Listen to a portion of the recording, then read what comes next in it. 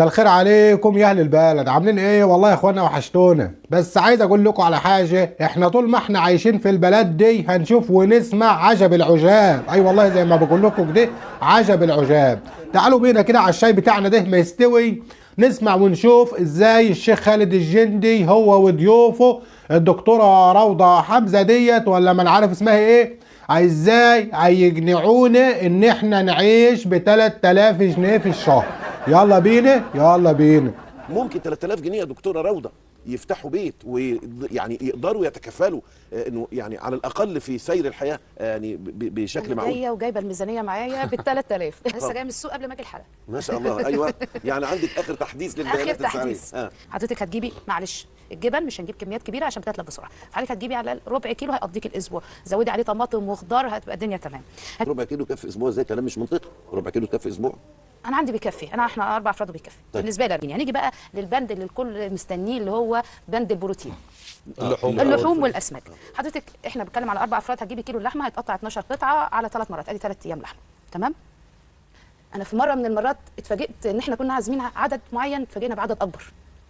رحت داخله على الاكل كده الاقي ده في قريش الا فهم رحله الشتاء والصيف، والله الاكل قضى وفاض والناس طلعت مبسوطه. هيقول لك دروشه وهيقول لك انتوا دخلتوا الدين كمان. لا يا الحقيقه يعني يا اخوانا زي ما انتم سمعتوا كده وشفتوا، يعني الواحد فينا بقى حاسس ان اهل البلد دي عايشين في بذخ واسراف ملوش حدود. الحقيقه يعني مش عارف اقول لكم ايه. وشايف كمان تبذير في المصروفات الحقيقه غير منطقي بالمره.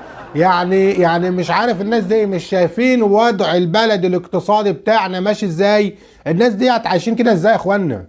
يعني ما هماش عارفين الحالة الاقتصادية اللي بلدنا عايشاها، لدرجة ان الشيخ خالد الجندي هو وضيوفه دلوقتي هيقنعوكم ان اسرة مكونة من 4 افراد يقدروا يعيشوا ب 3000 جنيه في الشهر. تعالوا نسمع ونشوف بيقولوا ايه.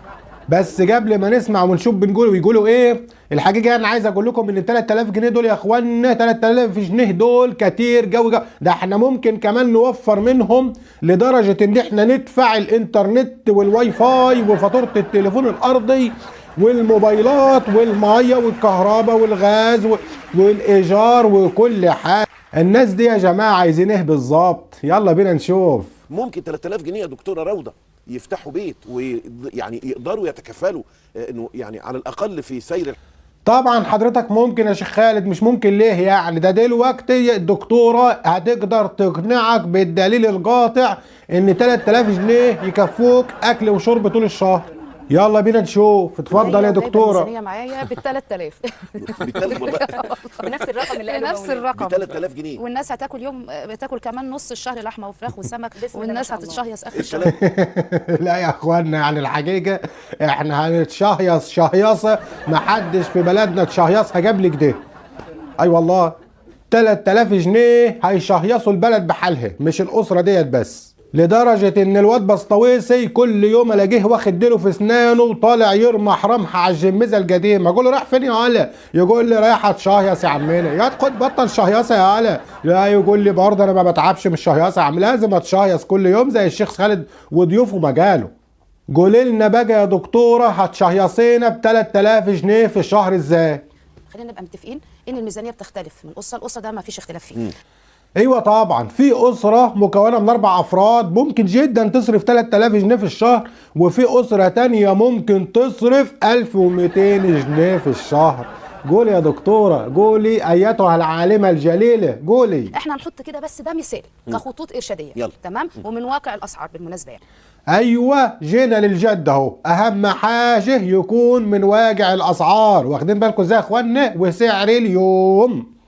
خلينا نقول ان انا عندي اساسيات خزين، هنجيب منظفات، هنجيب حاجات من السوبر ماركت، هنجيب لحوم ودواجن واسماك، وهنجيب خضار وفاكهه. تمام كده؟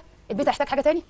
لا والله يعني يا دكتوره الحقيقه يعني كتر خيرك، ومش عارفين نودي جمايلك دي كلها ازاي وفين. الحقيقه يعني افهم من كلام اللي طالع من حنكك ده. معلش يا اخوانا يعني اصل احنا عندنا في حدانا في بلدنا بنقول على البج حنك. افهم من الكلام اللي طالع من حنكك ده ان 3000 جنيه هنجيب منهم خضار وفاكهه وسمك ولحمه ودجاج ورز وبقوليات وفول مدمس والحاجات اللي انت قلت عليها دي كلها كده ولا ايه؟ بس الحقيقه يعني افتكر ان انت اللي بتقوليه ده ممكن يكون تبذير، ولا انت تقصدي يعني ان الحاجات ديت تكفي خزين شهرين 3؟ بس يا ريت الحقيقه يعني تتعبي معانا حبتين وتفصصي لنا بقى كل بند لوحده عشان نفهم راسنا من رجلينا. يلا بينا.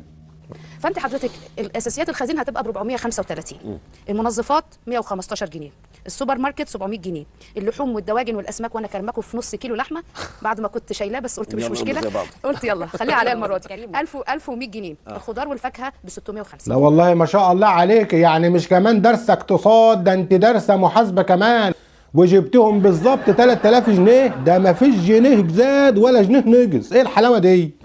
بس يا ترى يا دكتوره يعني الحاجات دي هتكفي اسره مكونه من 4 افراد، ولا انت تقصدي ناس عايشين في المجره التانيه ولا على كوكب تاني؟ انت متاكده يعني يا دكتوره انك بتتكلمي على كوكب الارض ولا تقصدي مين بالظبط؟ نمشي الدنيا دي ازاي؟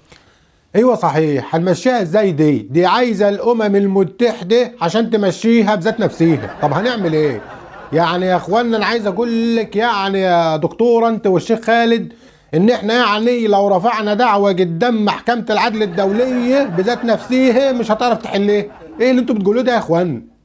بس في نفس الوقت ايها الساده المتابعين احب اطمنكم ان الجماعه اللي قاعدين قدامكم دول هيحلوها لكم في دقيقتين 2 بس.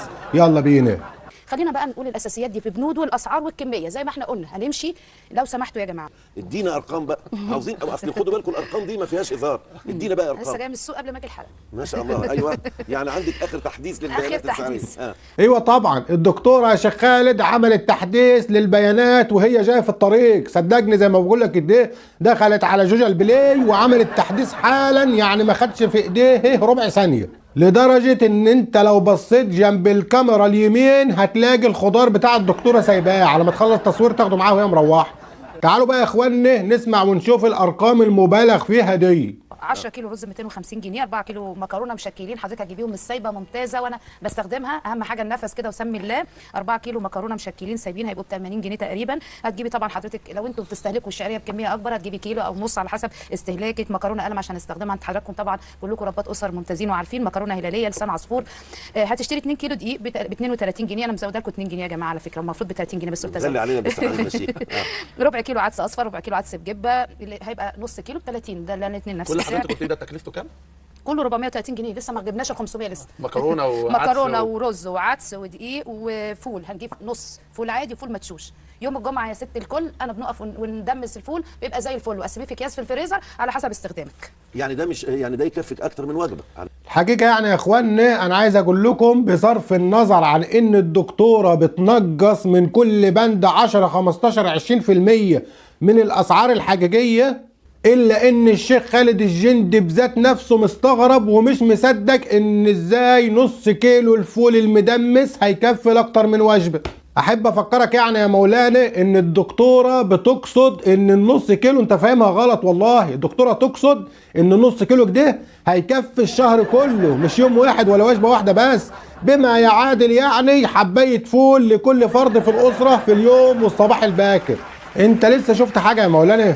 خزين هيكلفوا حوالي 500 جنيه اللي هو البقوليات واللي هي الاساسيات الحاجات اللي هي الجافه. عدد افراد كام؟ 4 افراد. ما شاء الله. زودتوا بقى انتوا حرين ما شاء الله. كده تمام. طبعا يا شيخ خالد لازم يبقى تمام وتمام التمام جوي جوي جوي، ما هو اصل كلام الدكتوره جاي على هواك وعلى مزاجك بالجامد جوي. بس يا ريت بقى يا شيخ خالد يعني بالله عليك، ويعني هقول لك ايه، انت نفسك تقدر تعيش ب 3000 جنيه في الشهر؟ سنه سخه يا اولاد. كملي يا دكتوره. هنيجي نتكلم عن المنظفات. انت حضرتك برضو في المنظفات السايبه هنجيب 5 لتر صابون سائل في ب 3 جنيه بيتباع، الراجل بتاع المنظفات بيبيع، خليهم ب 5 جنيه ب 25. شفت النهارده يا فضيله الشيخ انا كريمه مع الناس قوي قوي قوي. لتر الصابون يا دكتورة ب3 جنيه وحضرتك عايزة تبجي علينا وتخليه ب5 جنيه؟ طب يا ريت يعني تكتبي لنا كده ولا تقولي لنا يعني على عنوان الراجل اللي انت بتجيبي منه الصابون ده. اصل الصابون احدانا في البلد اللتر ب12 جنيه يا دكتورة. يا دكتورة حرام عليك يا دكتورة، حس بالناس مش كده، حرام عليكي. هو انت يا دكتورة بتوجهي كلامك ده لينا احنا على فكرة عايشين على كوكب الارض، بتوجهي كلامك ده لينا احنا ولا الناس عايشة على كوكب تاني في مجرة تانية؟ يا ريت يعني يا اخوانا لو ناويين تنقلونا كوكب تاني تقولوا لنا، احنا برضو ناس فلاحين زي ما انتم شايفينك ده، بس برضو احدانا مخ وبنفهم. اي والله. نكمل الميزانيه اللي احنا قلنا عليها. هنقول ان احنا هنقول منتجات سريعه، وطبعا احنا خلاص قلنا الاسعار. السوبر ماركت حضرتك هتجيبي 20 بيضه، طبعا المنتجات اللي انا بقولها دي للشهر. يعني الحقيقه يا اخوانا مش عارف احسبها لكم كيف دي. 20 بيضه في الشهر، يعني انتوا بتتكلموا كده في كل يوم على الفطار هنعمل بيضه الا ربع ل4 افراد عشان يكفوا 30 يوم بالظبط زي ما انتوا شايفين. يعني كل يومين بيضه ونص، مش صح الكلام ده ولا نحسبها؟ اقول لكم على حاجه، بلاش بيض، كفايه بيض يا اخوانا، كفايه اللي جرالنا، حرام عليكم، كفايه بيض. كيلو جبنه القريش بيتراوح من 70 ل 90، هنقول في المتوسط ب8. حضرتك هتجيبي معلش الجبن مش هنجيب كميات كبيره عشان بتتلف بسرعه، فحضرتك هتجيبي على ربع كيلو هيقضيك الاسبوع، زودي عليه طماطم وخضار هتبقى الدنيا تمام. هتجيبي كيلو عسل اسود سائل. لك ربع كيلو يكفي اسبوع؟ ازاي؟ كلام مش منطقي. ربع كيلو يكفي اسبوع؟ انا عندي بيكفي، احنا 4 افراد وبيكفي. طيب. بالنسبه لي انا مع كل.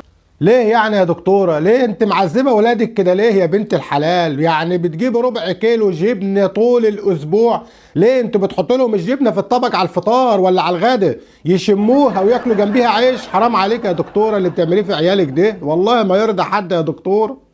ده حتى يعني الشيخ خالد بيقول لك ان كلامك ده مش منطقي ومش عاجبه كمان. طبعا يا شيخ خالد انت تقصد ان ربع كيلو جبنه في الاسبوع كتير، انت طبعا تقصد ان هو المفروض يكفي الشهر كله، وعايز تقول للناس والدكتوره حرام عليك يا دكتوره كفايه تبذير بقى.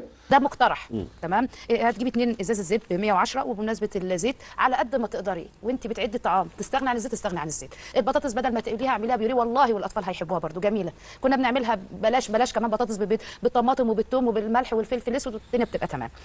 اقول لك على حاجه يا دكتوره، انت ممكن توفري الزيت والبوتاجاز والغاز والكانون والحاجات دي كلها وتسويها على الشمس، او اقول لك على حاجه احسن، استني لما اكسر المنجد اللي جاي وتعالي سويها حدانا. يعني نيجي بقى للبند اللي الكل مستنيه اللي هو بند البروتين. ايوه اهم حاجه البروتين واللحمه. قولي يا ترعه المفهوميه قولي. حضرتك احنا بنتكلم على 4 افراد، هتجيبي كيلو اللحمه هيتقطع 12 قطعه على 3 مرات، ادي 3 ايام لحمه. يعني كيلو اللحمه يا دكتوره انت عايزه تقطعيه لنا على 12 حته ويتاكل على 3 وجبات، يعني ده على اساس يعني ان الحته يعني هتبقى قد كده يا دكتور، قد كده، قد عقله الصباع، نعمل بيها ايه يا دكتوره؟ ولا هو يعني كل بروتين والعب في الطين؟ ده ما بقاش كده، ده بقى المفروض يتقال عليه شم بروتين وما تلعبش في اي حاجه خالص. اي والله زي ما بقول لكم ده يا اخوانا. كملي يا دكتوره كملي. هتجيبي كيلو لحمه مفرومه، لو حضرتك طبعا بكام كيلو اللحمه؟ كيلو اللحمه هنقول 380 جنيه من عند الجزار. طب الحمد لله الحمد لله يا دكتوره، طمنت قلبي وريحت قلبي. يعني لحمه الجزار البنات ام 380 جنيه اللي هي ب 450 يعني مضمونه، واي لحمه ثانيه لا. الحمد لله اني ما اكلتش غيرها يا اولاد، الحمد لله. وبرده في منافذ والله انا بشتريها منها ممتازه جدا، منافذ الجيش والقوات المسلحه والشرطه والله فوق الرائعه. ايوه كده يا دكتوره، اعدلي الكلام ووزني الحديث بدل ما تشوف اللي هيجرالك. اعدل يا بوب. احنا قلنا 3000 جنيه وبنشوف ازاي ممكن ال 3000 جنيه ياكلوا اسره 4 افراد ولا مش ممكن، بس عشان ما نحلمش بحاجه. ايوه طبعا يا شيخ خالد، الشيخ خالد يا اخوانا بياكد عليكم اهو 3000 جنيه يكفوكوا اكل وشرب، واللي هيشتكي هيبلغ عنه مستشفى المجانين. ما تفهمونيش غلط يا اخوانا، كفايه اسراف بقى، حرام عليكم. طيب الفراخ الكيلو ب 80 جنيه تقريبا المتوسط. احنا نقول لو اشترينا، لما تيجي تشتري بعد اذنك اشتري الفرخه اللي حجمها كبير، انا اللي بقول لحضرتك اشتري ده اوفر. ليه؟ حضرتك هتجيبي الفرخه، هنقول مثلا هنقول فرختين، الفرختين هيقضوني كام وجبه؟ انا كنت عاملاهم كام وجبه؟ ادي وجبه 2 3 4 5 6 وجبات بالفرخ. 2 3 4 5 6، يعني الخمسه 6 جت في الاخر. انت كاتباها حداكي في الورقه اللي قدامك ديت ولا جبتها كده اجتهاد يا دكتوره؟ احنا بص، احنا ممكن نعمل الفرخه على فكره يعني 10 وجبات وما تضايقيش نفسك وما تزعليش نفسك خالص. اي والله زي ما بقول لك كده، احنا هنشم الفراخ بعد كده مش هناكلها. انا في مره من المرات اتفاجئت ان احنا كنا عازمين عدد معين، اتفاجئنا بعدد اكبر. رحت داخله على الاكل كده، ليه في قريش الا فيهم رحله الشتاء والصيف. والله الاكل قضى وفاض والناس طلعت مبسوطه. هيقول لك دروشه وهيقول لك انتوا يا دخلتوا فندم. الدين كمان. لا يا فندم. ده احنا على كده بقى يا دكتوره لو جريناها على الفرخه ديت لوحدها ممكن تكفينا الشهر كله. وما يبقوش فرختين وما نجيبش كفته وما نجيبش لحمه كمان ولا سمك، اللي انت ما جبتش سيرته اساسا في الكلام. على فكره يعني يا دكتوره احنا عارفين ان القران الكريم هو شفاء للناس وفيه خير لكل حاجه، بس مش كل حاجه يا شيخ خالد انت والدكاتره اللي معاك هتدخلوا القران الكريم فيه. دي احوال اقتصاديه والناس تعبانه، حرام عليكم يا اخوانا، خفوا على الناس شويه. القران الكريم احلى كلام من عند ربنا سبحانه وتعالى، بس مش كده.